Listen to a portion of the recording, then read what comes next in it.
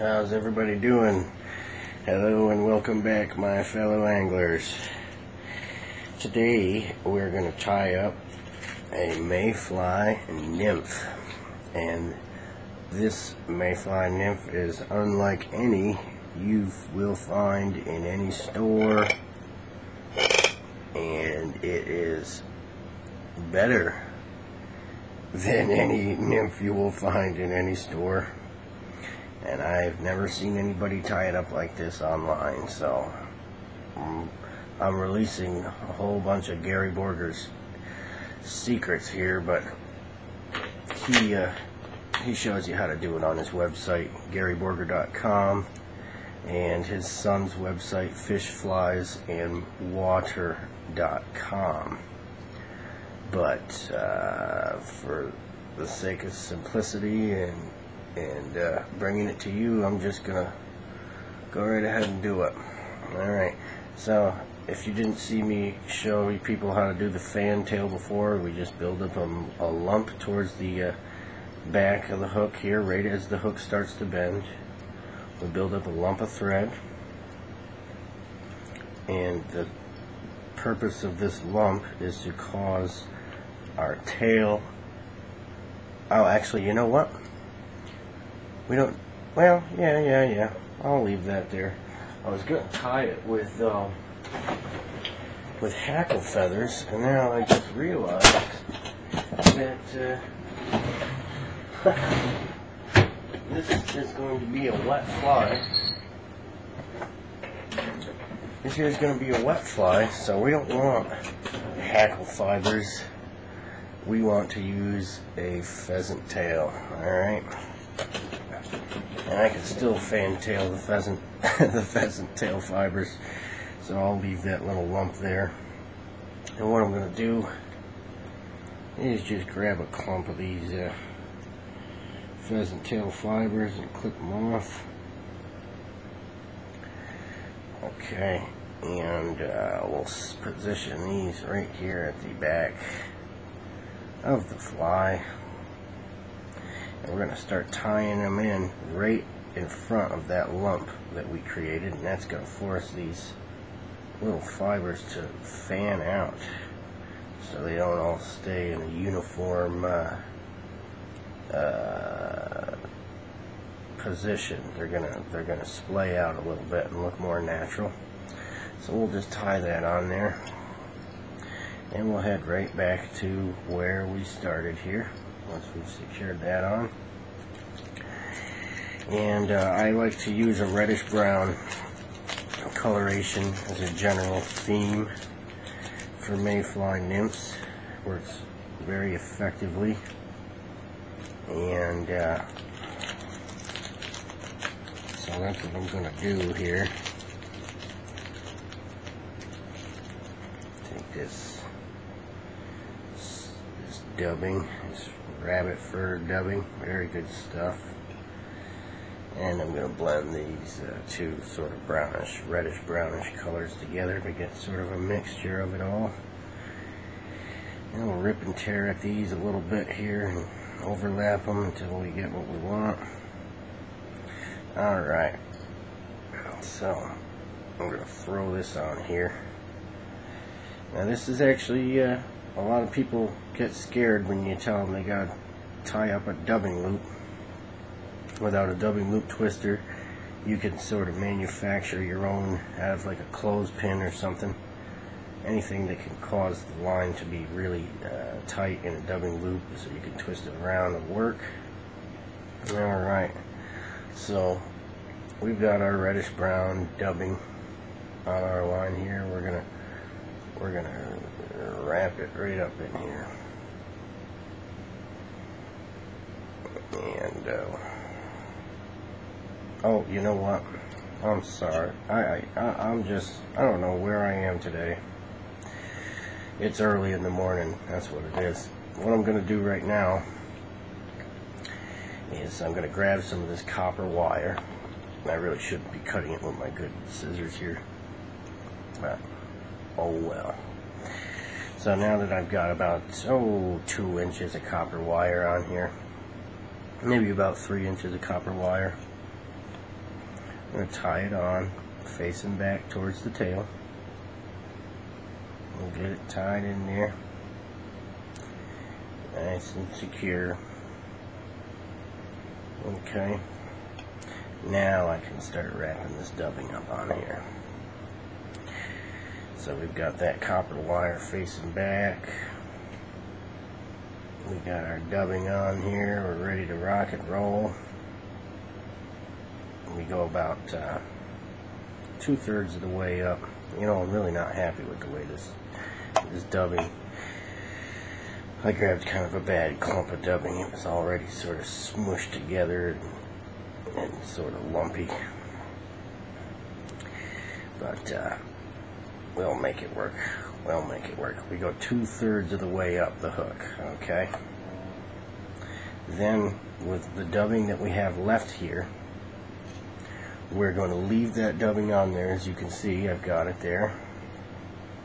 And we are going to form a dubbing loop. Okay, so the way you do this, you see I've formed a loop here. You go around, and then you go over to the side like this,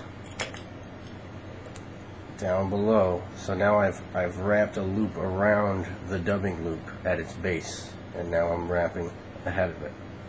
Okay, you see what I did there? Next, I've got this dubbing loop twister here. I'm going to stick that here and sort of put this off to the side. And what we're going to do now is we're going to grab six or seven peacock curls. Okay.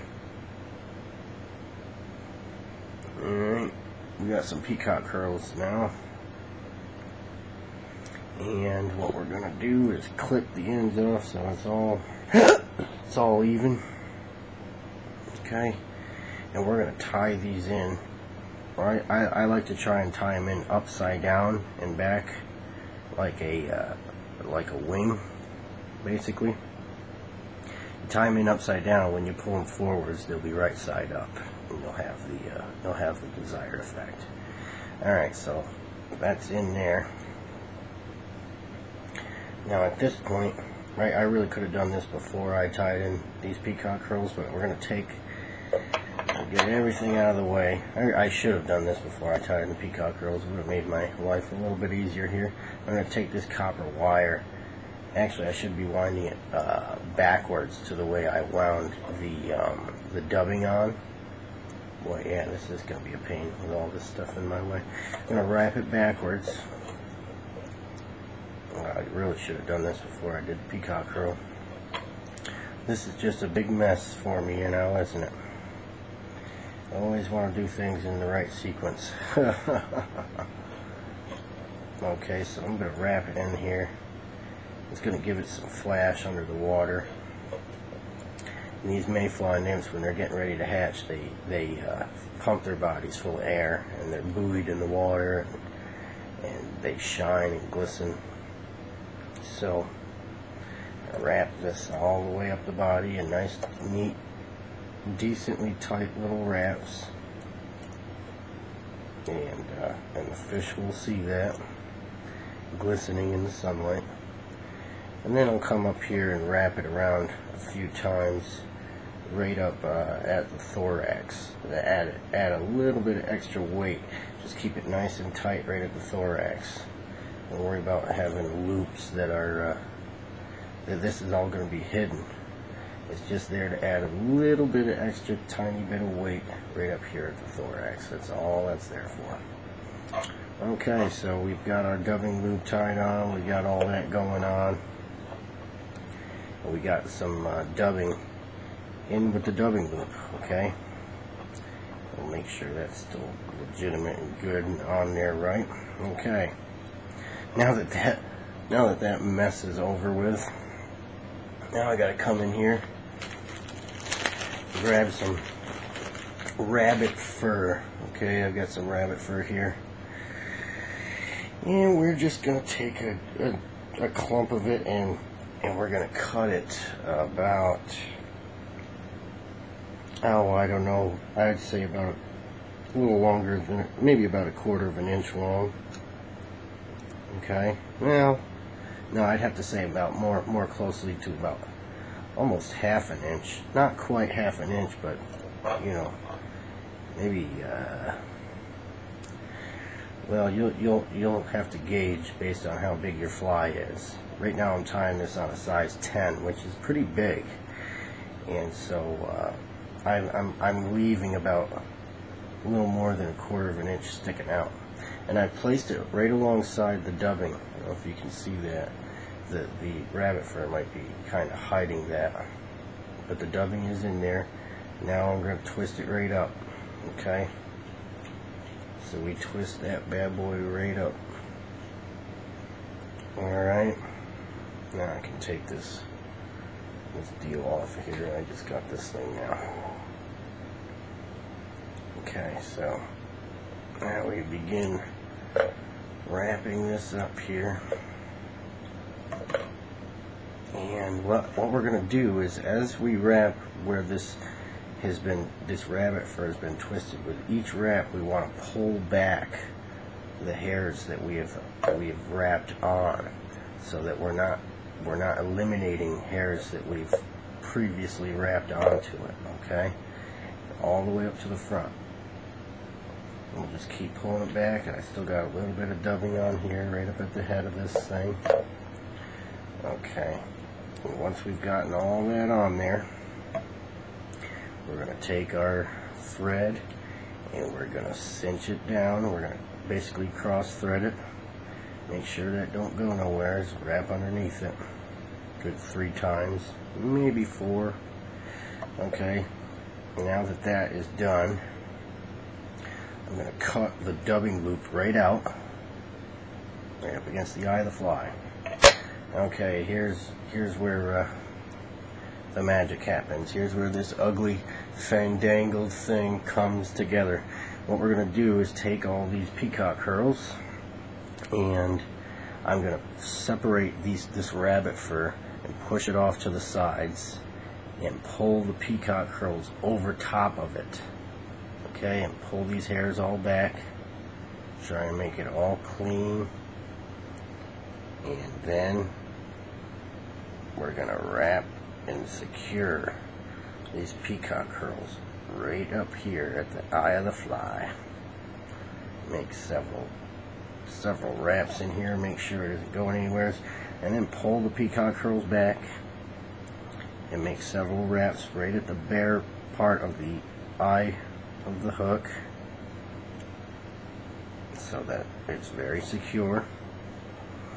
Now that sucker's on there, we can clip it so that the peacock curl is going to be sticking out just about to the where, you know, well, I'll actually make that a little smaller. You just want it covering the eye of the fly at this point. And now I'm going to do a couple half hitches. Put some spit on the thread, let it slip around a little bit easier. I'll whip a half hitch off here.